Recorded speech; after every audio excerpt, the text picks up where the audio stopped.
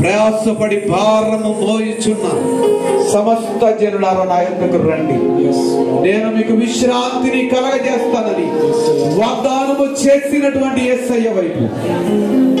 ఆ వాగ్దానం ఒకవేళ నీ జీవితంలో మరిచిపోయి ఉంటే ఒక జ్ఞాపకం చేస్తున్నాడు పరిశుద్ధాత్మ.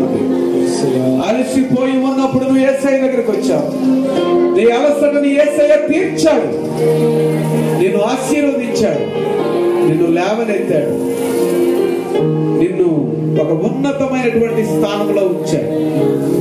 ఆ స్థితిని మరిచిపోయి ఉంటే ఒకసారి జ్ఞాపకం తెచ్చు.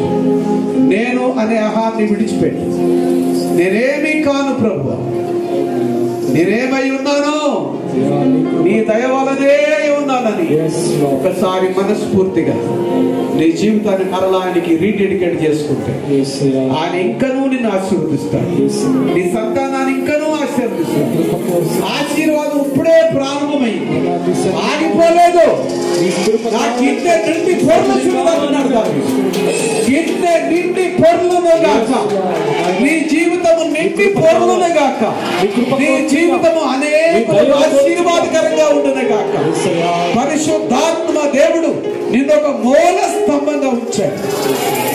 ఆ స్థితిని మరిచిపోవద్దు.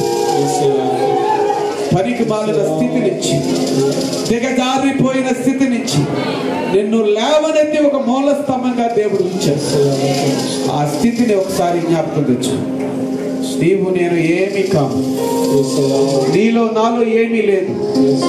మనల్ని లేవనెత్తేటువంటి దేవుని వైపు ఉన్నది. దేవుని వలన మేము శూర కార్యములను జరిగించమంటున్నాడు దావీదు.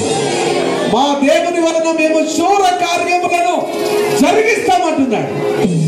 ఫిలిష్తీయులు వాళ్ళలో వాళ్ళే కొట్టుకుని చనిపోయినట్లుగా నీ మీదకి లేచేవారు వాళ్ళే విరోధులై కొట్టుకొని పోవుదురుగాక. నీకు విరోధంగా రూపింపబడిన ఏ ఆయుధము వర్తిల్లకుండా లయమై పోవుని గాక.